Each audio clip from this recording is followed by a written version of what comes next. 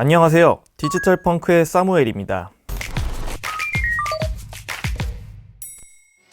이번 디지털 펑크에서는 2주간의 가격 흐름, 지난 마이애미 컨퍼런스 내용을 다뤄보도록 하겠습니다. 먼저 글로벌 암호화폐 시가총액을 한번 살펴볼까요? 본표는 4월 18일 기준입니다. 먼저 비트코인 같은 경우에는 현재 가격이 39,000달러 정도 기록을 하고 있습니다. 가격이 많이 빠졌는데 오늘 현재 기준으로 해서 3% 정도 반등을 하고 있습니다. 좀 힘 좀 내줬으면 좋겠습니다. 그리고 그 뒤로는 이더리움과 BNB, 리플, 솔라나, 카르다노, 테라 순이네요. 전체적인 순위는 크게 변동은 없고요. 본표는 스테이블 코인 5개는 빠져있는 순위인 것을 감안해 주시면 좋을 것 같습니다. 그래서 한 주간의 흐름을 살펴보면 코인들이 많이 빠졌죠. 피바다가 되어 있는 상황인데 밈코인인 시바이누는 1.2% 상승을 하면서 다른 코인 대비되는 현상을 보여주고 있는데요. 시바이누 같은 경우에는 최근에 로빈후드에 상장이 됐었죠. 그래서 로빈후드의 컴파운드랑 폴리곤, 솔라나랑 시바이누가 상장되면서 해당 코인들은 약간 가격 상승을 보이고 있고요. 한 달간의 흐름을 살펴보면 거의 다 마이너스로 전환을 하면서 전반적으로 가격 흐름은 지난 2주간에 좋진 않았습니다. 이런 암호화폐 약세의 가장 큰 이유가 뭘지 생각을 해봤는데요. 물론 여러 가지 이슈가 있겠지만 가장 큰 이유는 인플레이션, 즉 고물가 압력 우려가 있지 않았나라고 생각을 해봅니다. 미국의 3월 근원 CPI죠. 즉 소비자 물가 지수가 예상치를 하회를 하면서 시장 참여자들이 인플레이션이 이제 꼭지를 찍은 것이 아니냐라는 기대를 했으나 그 이에 연준 위원들이 이후에 금리를 50bp씩 인상을 하겠다라는 발언이 전해지면서 주식시장을 비롯한 암호화폐 시장이 전반적으로 좋지 않았습니다. 저희가 일반적으로 보기에 금리 인상은 25bp씩 인상을 하는데요. 25bp가 아닌 50bp 인상을 한다는 것은 그만큼 인플레이션이 현재 굉장히 높다라고 인식을 하고 있다고 생각하면 됩니다. 이런 금리 인상에 대한 우려가 전체적인 금융시장의 유동성 축소 우려로 이어졌고 기술주도 빠지고 기술주에 연동된 비트코인이라든지 암호화폐 역시도 하락으로 이어지는 양상으로 보시면 됩니다. 자, 우리가 그러면 일반적으로 보기에 비트코인 등은 발행 수량 등이 정해져 있잖아요. 그래서 인플레이션 해지 기능이 있다고 판단되고 있는데 전반적인 가격 흐름을 아시는 분은 눈치채셨을 거예요.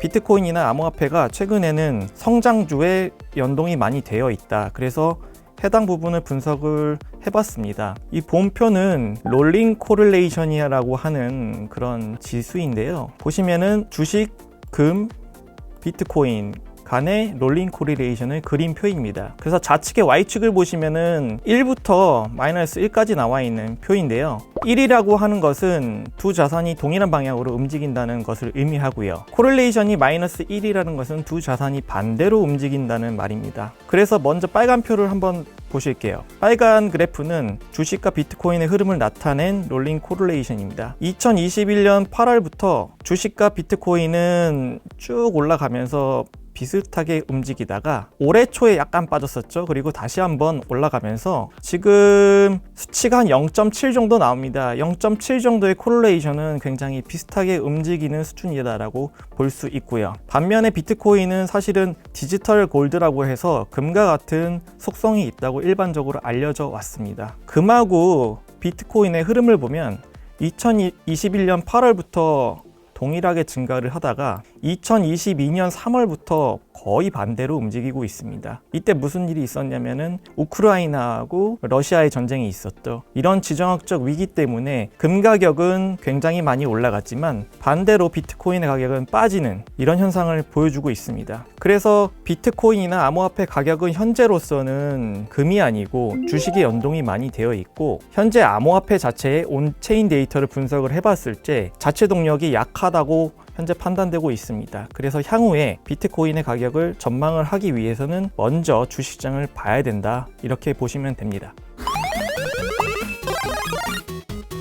이번 비트코인 마이애미 컨퍼런스에서 사실 기대를 많이 했는데요. 시장을 펌핑할 호재를 기대를 많이 여러분들도 하셨는데 사실 별다른 뉴스는 없었습니다. 그래서 연설자로 나선 여러 유명 인사들의 대화를 소개하는 걸로 마무리를 지려고 합니다. 먼저 피터 틸의 내용이었는데요. 피터 틸은 누구냐면 페이팔을 창립한 사람입니다. 여기 왼쪽에 계신 분이 피터 틸이고요. 오른쪽에 있으신 분은 굉장히 낯이 익죠. 현재는 머리를 많이 심으신 것 같아요. 그래서 일론 머스크입니다. 이런 피터 틸은 기존의 금융권 인사들을 굉장히 저격을 요번에 많이 했어요. 그래서 워렌 버핏을 뭐라고 했냐면 오마하 출신의 소시오패스다. 그리고 JP 모건의 CEO인 제이미 다이먼과 블랙록의 CEO인 레리 핑크가 비트코인의 적이다. 그래서 이런 나이 드신 금융권의 저명한 인사들이 비트코인의 발전을 가로막고 있고 이 사람들이 없어지게 된다면 비트코인이 현재 가격에서 100배 이상 상승할 수 있다라고 얘기를 했습니다.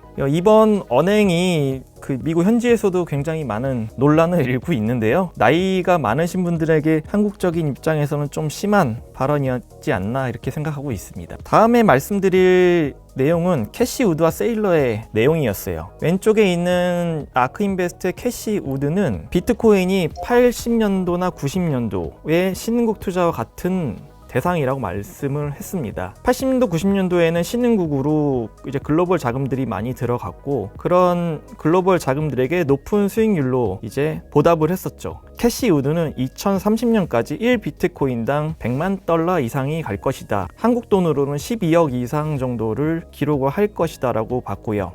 오른쪽에 있는 마이클 세일러는 얼마 전에 지난 3월이죠. 지난 3월에 미국의 바이든 대통령이 연방기관들에게 가상자산 분야에 대해서 스터디를 하라고 지시를 한 사실이 있습니다. 이런 부분들을 봤을 때 마이클 세일러는 미국 대통령이 비트코인에 청신호를 보낸 것과 같다. 그래서 규제가 우호적으로 가는 것이 아니냐라는 말을 했고요. 이 부분은 미국하고 한국도 저는 마찬가지라고 생각하고 있습니다. 다음으로는 이제 박연미 북한 인권운동가의 이야기를 소개해드리겠는데요. 저번 회차에서는 이 인권운동가가 왜 비트코인 마이애미 컨퍼런스에 나오느냐에 대해서 굉장히 궁금했습니다. 그래서 박연미 씨는 비트코인 is free, 비트코인은 자유다라는 주제를 가지고 얘기를 했는데요. 작게 보지 말고 좀 넓게 보자면 전 세계 인구 중에 13%는 안정적인 나라나 안정적인 제도 속에 살고 있고요. 나머지 87%의 인구는 대부분 독재 국가나 부패한 시스템 내에 있는 어려운 상황에 있습니다. 예를 들어 북한이라든지 아프리카, 동유럽 국가들을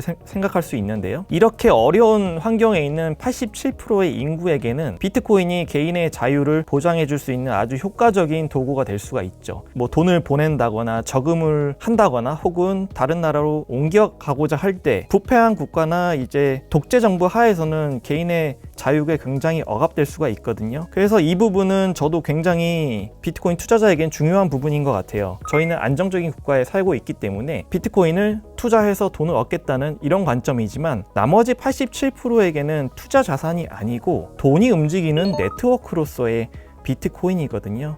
그렇기 때문에 저희가 앞으로 투자할 때도 투자 자산 플러스 돈이 움직이는 네트워크로서의 관점을 가져야 되지 않을까 그렇게 생각하고 있습니다. 지금까지 2주간의 암호화폐 가격 흐름과 주식과 비트코인과의 상관관계를 알아봤습니다. 다음에 다시 뵙겠습니다.